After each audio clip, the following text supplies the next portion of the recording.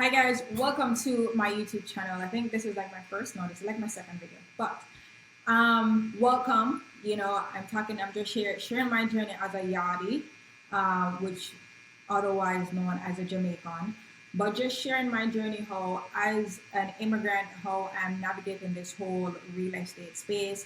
So what I wanted to share is really like some of the objections. Well, actually, the number one objection I got when I just got into the whole real estate investing space.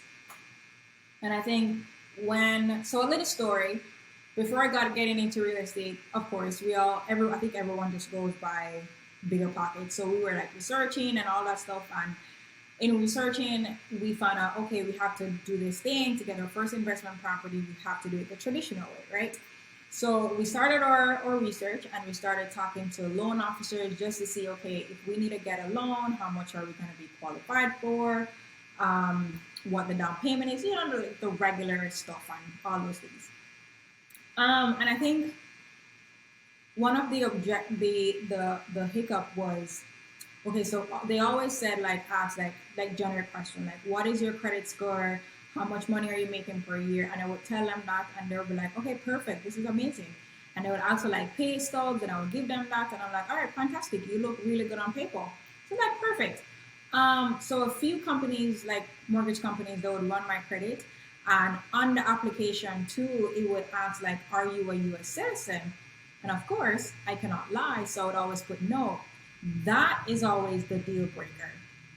So they're like, oh, I'm sorry, you look really good on paper. After running my credit, keeping that in mind, after running my credit, you look good on paper, but unfortunately, we cannot loan to you. Anyways, I think at that time, I spoke to a mortgage officer.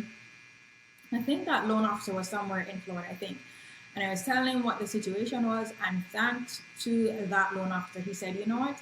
I can help you. My girlfriend went through the same thing. Here is what you need to do. And I was like, yes, because I knew there's someone, I cannot be the only person who went through something like this. There has to be somebody else. And he was like, this is what you need to do. You need to get an investment loan in an LLC because you will not be able to get a loan in your name. Perfect. He said, go get an LLC and get a partner who's okay with being on the LLC with you. And he's like, because this is something that you're putting money up front, make sure that it's a partner that you trust. He said, go create an LLC where you own 50%, the other person owns 50%. So that time when you go to get the loan, you get the loan in the LLC and not in the personal name. And I'm like, that makes a lot of sense. So he's like, when you do that, then I can give you a loan. And I could give you a loan. The entity will be the one who has the loan. Perfect. So I was like, you know what? This is the solution. And then we went to talk to an attorney, got all the things figured out. It so happened that I think the same week or the following week, I was listening to a Bigger Pockets episode. And I think because Brandon Turner was the host at the time, he interviewed Diego. I don't remember Diego's last name, but now he does the whole financial freedom thing to rat race. And I heard his story, and Diego was from Mexico. I think at that time he only had his Mexican passport, or it was his Mexican driver's license. Anyways, he only had that one ID. He didn't have a social at that time, but he had money, and he literally did the same thing. He created an LLC with him and his uncle, and he had the money, and then he got his first investment property using the LLC. So literally, I'll get more into it on another video, but I just wanted to share this. If you're in the space thinking of getting into real estate, there is a way. You just have to be persistent and ask questions and do research and find out from other people, how are you really doing it? Google immigrants investing in real estate and you'll be surprised.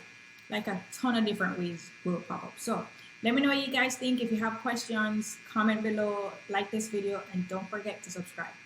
Thank you guys for watching.